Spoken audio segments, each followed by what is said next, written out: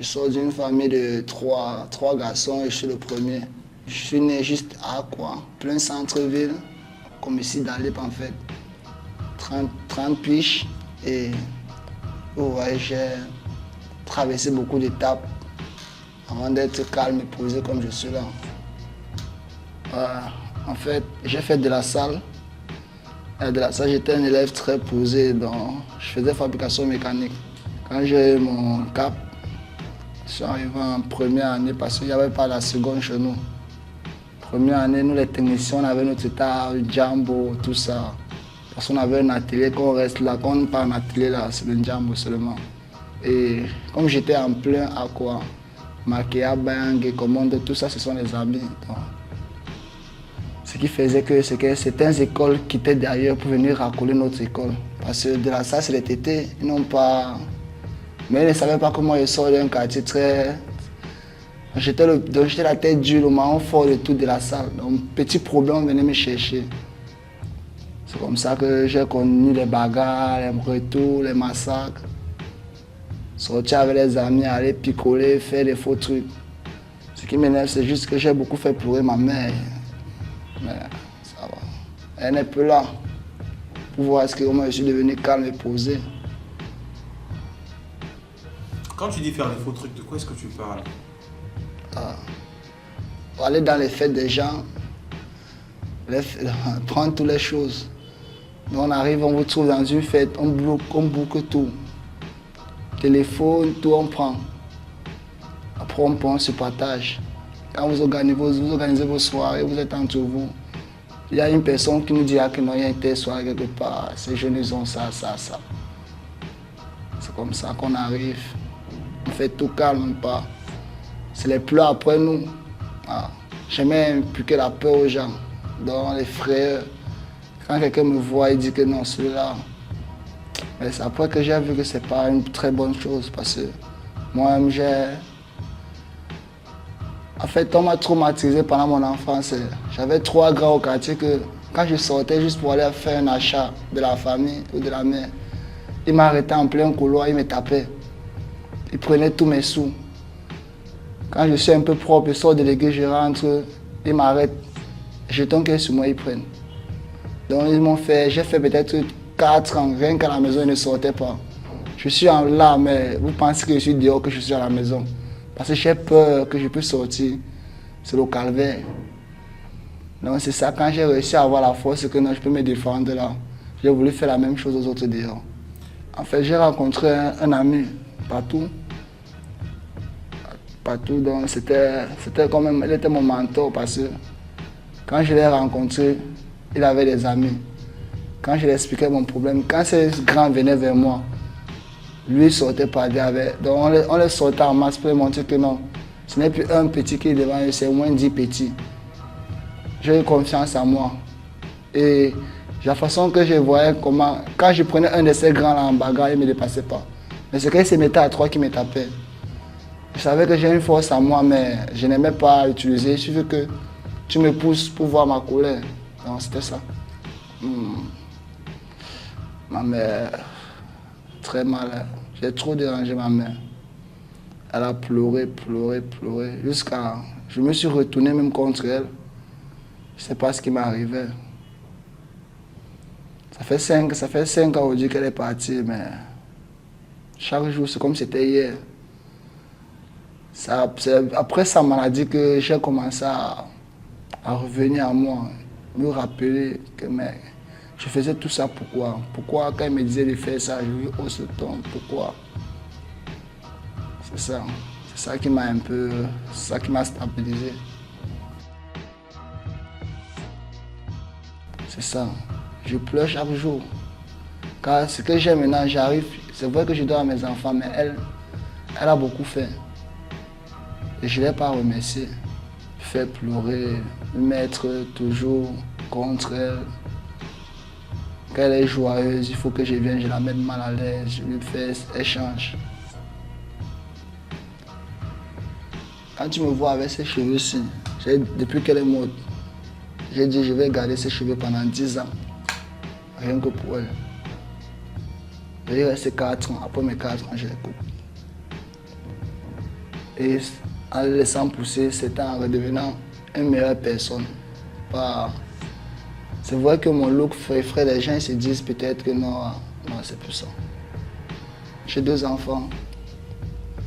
J'ai un fils. Actuellement, il doit avoir 10 ans, mais il ne sait pas reçu son père. Je veux le meilleur pour elle. Donc c'est pour ça, tu me vois au carrefour là. Je couche, tout ça, tous ces entrées là, c'est pour elle. Elle doit manquer de rien. Elle doit être. Je veux qu'elle soit une star. C'est pour ça que pour moi, 2025 qui arrive ici, ça ne doit pas me trouver ici. Même s'il faut aller fronter dans l'eau là, on va aller. Ici là, je peux rien faire pour son avenir étant ici. Et je compte sur personne. Je ne peux pas te dire que je vais attendre personne va m'envoyer l'argent ou je vais attendre quelqu'un va me faire sortir. Ma mère m'a toujours appris à faire mes choses seule. Moi j'étais un petit quand ma mère veut me taper. Elle me tape. Quand je baisse la tête, tu baisses la tête pourquoi? Regarde-moi dans les yeux. Quand je lève la tête pour regarder, elle me gifle. Tu me regardes dans les yeux, baisse la tête, je baisse, elle me gifle. Regarde-moi dans les yeux avec mon père. Ta mère elle veut quoi? Tu lèves la tête et tapes, tu baisses la tête et tapes, c'est quoi? Non, c'est un peu ça. Elle m'a toujours appris à être fort, de ne pas avoir peur de regarder quelqu'un dans les yeux. Donc si tu te parles, tu le regardes, tu n'as pas peur, tu le fuses. C'est un peu ça. C'est mon père que lui là, ce type-là m'a tapé jusqu'à taper. C'est même à cause de lui que je suis trop têtu. Une fois, une sortie de l'école comme ça, je suis en train de rentrer avec un ami. C'est un petit de Niebel. Ils viennent pour racketter certains élèves de l'établissement de la salle. Donc ça se passe en fait devant moi, je suis en train de rentrer. C'est comme ça, je dis oh les petits, c'est quoi? Donc c'est les enfants là que vous avez pour agresser. Je les lance les mots, comme j'étais au nombre de 7. Et ils viennent m'attendre au lycée là quoi. Moi je suis en train de marcher avec mon ami, j'arrive au lycée là quoi. Je trouve une masse maintenant de moins 15 personnes. C'est comme ça que l'autre vient. On t'a dit que tu nous vois en train de faire nos choses, tu viens parler, toi c'est qui? C'est toi le donne-man, non? Je dis petit frère. Ce que vous faites là, nous on fait seulement retirer la tenue. Donc vous portez la tenue, vous croyez fort, c'est pas ça, vous venez en masse. C'est comme ça qu'un me gifle, la bagarre commence. J'ai réussi à prendre la moto et fuir.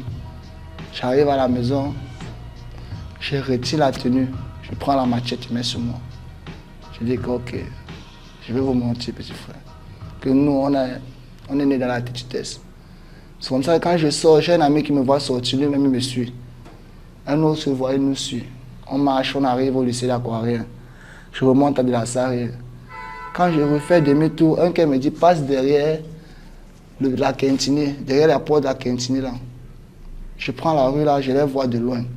C'est comme ça que je cours vers eux. J'avais une machette emballée dans le papier ciment. Je viens. Parce que les petits avaient le couteau sur eux. Viens, petit frère. Tu voulais me pointer là, non? Il me dit que tu vas me faire quoi? Hein? C'est comme ça que comme il n'a pas vu ma machette, il voit comment je lève seulement. Je tape sur lui. S'il avait son sac, ça coupe son sac. Une bagarre déclenche. Il y a un qui sort le couteau dans le sac pour me prendre. C'est là que mon ami avait un long couteau. Sort le couteau, il vient le pointe. Je regarde, mon ami fuit, il dit que mais il fuit quoi. Je le suis, je vais prendre la route des sapeurs. Un cœur me dit ne passe pas vers les sapeurs, continue tout droit. Je prends un tournoi, j'arrive vers Douala, vers après cette rue là. Il y a immeuble sapeur, il y a camp sapeur. Je ne prends pas le camp sapeur, mais je prends la route de l'immeuble sapeur qui te fait sortir à la douche. Un monsieur traverse avec une .6, il part garer à la poubelle. Il gare avec la lettre qu'il y a les bandits qui sont en train de venir. Arrêtez-les là. C'est le jour là que j'ai vu la mort. Je quitte, on court, les gens on arrive, on trouve. J'ai dit à mon ami que calme-toi, on va les expliquer que ce n'est pas une agression, c'est juste une bagarre qui est comme ça, comme ça. Mon ami avait son couteau, il avait ma machette. J'arrive à dire que grand, nous ne sommes pas des bandits, c'est juste, il dit que donne-moi la boîte à machette. Il donne ma machette. Comme il donne ma machette, il lève ça sur moi. Comme il lève comme ça, je pousse, ça tape la poubelle. C'est comme ça que mon ami les pousse, il les effraie avec son couteau. Il s'écarte. On commence à fuir. En courant, ce jour-là, j'ai un truc. Hein. Je devais perdre mon pied, comme tu vois. Là. Comme ça qu'il me vise la machette. Ça coupe. Je sens comment quand je veux poser le pied se tord comme ceci. Je dis, c'est quoi ça encore? Je dis que je m'arrête pas, si je m'arrête, ils sont à me brûler.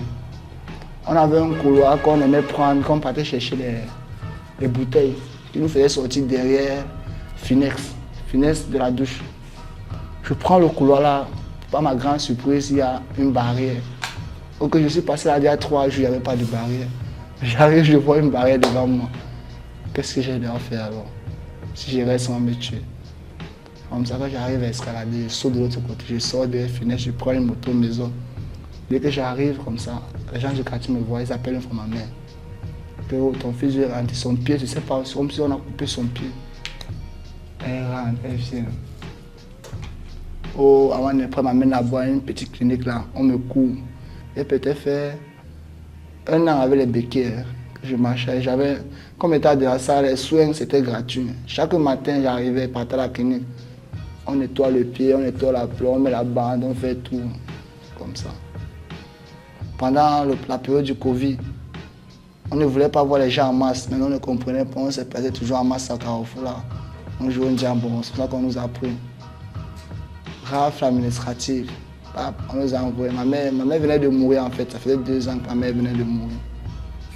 Non, c'est la première année, 1 an de ma mère là, que j'entre en prison. Parce que mon père ne me gérait pas, c'est ma mère qui gérait tous mes dossiers. C'est comme ça que j'entre avec mon ami là. On fait pratiquement 1 mois. C'est ma tante qui est en France qui fait, on me libère, elle paye. On nous libère nous tous. Maintenant quand on sort, je dis à mon ami que moi la drogue, je ne touche plus. Les trucs de sortie là, moi je ne suis plus avec. Donc si tu es avec moi, on cherche nos voitures, notre argent, on achète nos choses. Je dis ouais.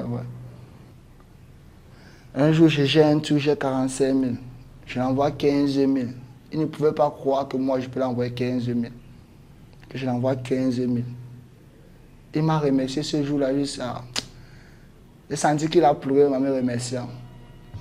Le lendemain, parce que le Covid chauffait encore, le choléra. Il y a une épidémie de choléra qui a commencé en prison, que l'eau était pas propre. Le lendemain, on m'appelle, on me dit que ton frère, on vient de le libérer, le faire sortir pour l'amener à la cantine. Quelqu'un n'y a pas les infirmeries à la prison qu'on le fait sortir pour. On dit que non, le matin s'est levé, il a chié, il a vomi, tout ça. Quand je n'ai pas voir sa mère, on dit que non, il est mort, il est décédé. Quoi? Ils ont pris c'est la police qui prend le corps, qui amène. On l'amène une fois, on creuse un trou, on verse l'acide. Donc les parents n'ont pas le droit de voir le corps, rien. Parce qu'on dit que c'était contagieux. C'est comme ça qu'on creuse, on verse, on pousse son corps, tout. La mère n'a pas pu avoir le corps. Ça m'a plu, ça. On a décidé que comme c'est les bassins, on va aller faire le deuil chez eux là. J'ai un ami actuellement qui est au Maroc, riche. C'était lui, nous étions 3, on nous appelait les mousquetaires en fait. Donc il restait que chez moi. Nous avons décidé de partir au deuil, parce qu'on m'allait l'assister. Ça m'a pleuré. C'est comme ça que quand je suis rentré de là avec riche, on a décidé que nous, le vol, bêta, on reste en chat nos voitures. Ce qu'on a, on met sur nous. Si tu veux Yamo, tu as l'argent pour Yamo, tu pars tu Yamo. Mais il ne faut pas que le Yamo là, ça devienne que tu as 2 mais tu pars Yamo, tu reviens, tu as 2 mais tu pars Yamo. Tu dois connaître que tu te lèves le matin, tu Yamo. Le soir, encore tu Yamo. C'était comme ça que moi je faisais. C'est comme ça que j'ai réussi à calmer les nerfs de la drogue dans moi. Un temps, je suis resté maintenant dit que mais voici aujourd'hui que ma mère est morte, ça fait 3 ans. Je fume jour pour jour. Je peux fumer 15 000 la journée. Qu'est-ce qui se passe? Je refais. Je dis que mais, donc, si je gardais cet argent, c'est que je suis millionnaire aujourd'hui. C'est que je suis Yaris, c'est que je suis bien. C'est comme ça que le caillou là-bas, je laisse au caillou. Je fume plus ça. J'avais une taille, la taille, je dis que non. La taille au moins, c'est pas ça. Je peux fumer, je peux pas fumer quand même 10 tailles. Mais je peux taper le caillou au moins de 50 000, 100 000 facilement. C'est comme ça que je calme, je fume. La maladie recommence, j'attrape l'infection. Et l'infection, c'était ma 2e fois de la voir. Mais c'est me dit, mon petit, comme tu vois là, le tout c'est, on doit seulement t'amener à la Dibamba. Peut-être 5 mois. Boire que de l'eau, manger, dormir, boire de l'eau. Avant de retomber encore dans la drogue. Mais un temps je suis resté, j'ai dit que mais voici qu'on m'a dit que si ça me prend la 3e fois, on m'enterre une fois. Voilà les gens, tu veux pas d'enfant, tu ne veux que j'ai rencontré une fille là. Elle m'a donné une fille. C'est ça qui m'a resté. Quand je la regarde, elle dit que est-ce qu'elle aimerait voir un jour son père rentrer, les filles là comme ça, il dandine, toi en train de fumer la cigarette. Non.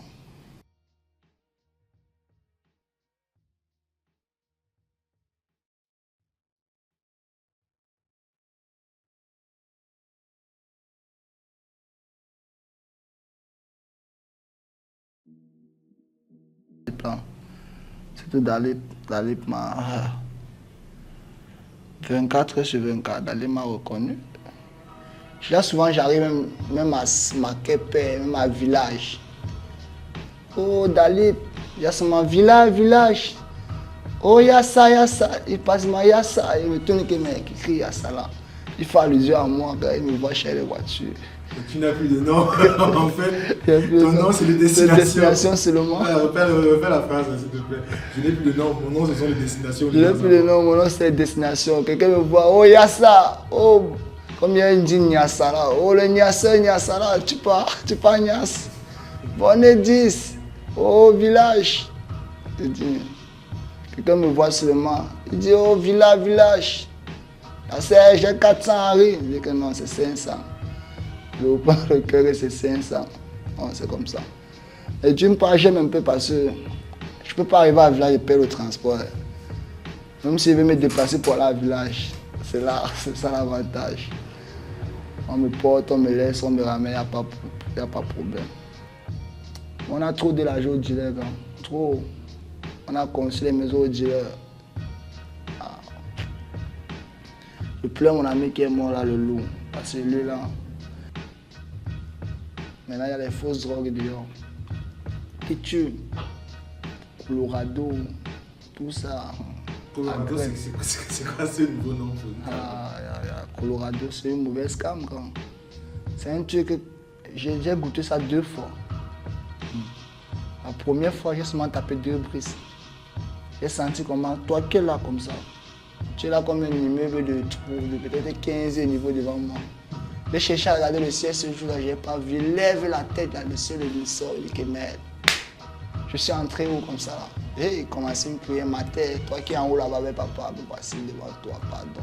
Je sais que j'ai touché à ça, que je ne touche plus. Je sais que c'est autour de 30 minutes dans le corps pour finir, pardon, aide-moi. J'entre la télé, je mets manga. À la maison, je mets manga, je reste, merde. J'ai médité ce jour-là jusqu'à. Quand ça s'est asténé dans le corps, je dis que mais qu'est-ce qui m'est arrivé? 2 jours après, le même petit revient. Je dis que grand, tu tapes pas les brises? Ah, ce jour-là, j'ai encore essayé. Il y avait une bouteille d'eau là. J'ai pris l'eau, j'ai regardé l'eau comme ça. Je dis que mais l'eau a changé de couleur, c'est devenu rouge. Je dis que mais c'est quoi ça? Je suis entré où encore? Je dis que ma tête, j'ai fait encore l'erreur aujourd'hui là, comme je tords de là. Même si c'est qui se passe devant moi avec cette dos-là, je ne touche pas. J'ai commencé à faire les pompes, faire les flexions, je monte et descends. Je dis que merde. Quand c'est fini dans moi, comme ça que. Quand il vient, il dit que grand, il est ta maman. On t'a envoyé. Tu dis que ça s'appelle Colorado, ça coûte combien? C'est 1000 fois. 1000 fois, l'amour, 1000 fois. Tu vois, c'est ça qui détruit les jeunes actuellement. Tu vois un jeune là. Tu le vois en plein 12 ans en train d'agresser, tu crois que c'est quoi? Lui se dit que personne ne le voit. Qu'il est King Kong, c'est ça qu'il fait. Tu vois quelqu'un qui entre dans un bateau où il n'y a pas l'eau, mais il plonge, il sait qu'il est en pleine mer, il plonge. Excuse-moi, je ne peux pas m'empêcher de rire. Tu vois, il plonge, mais tu ne vois pas. Si tu es là, tu vois, tu vas mourir de rire, tu vas te coucher au sol. Il plonge, il perd sa tête. Mais il n'est pas en train d'imaginer que le sang coule entre les naillons. Je suis Paul. Vous voyez Dalip FC et je suis sur le sport.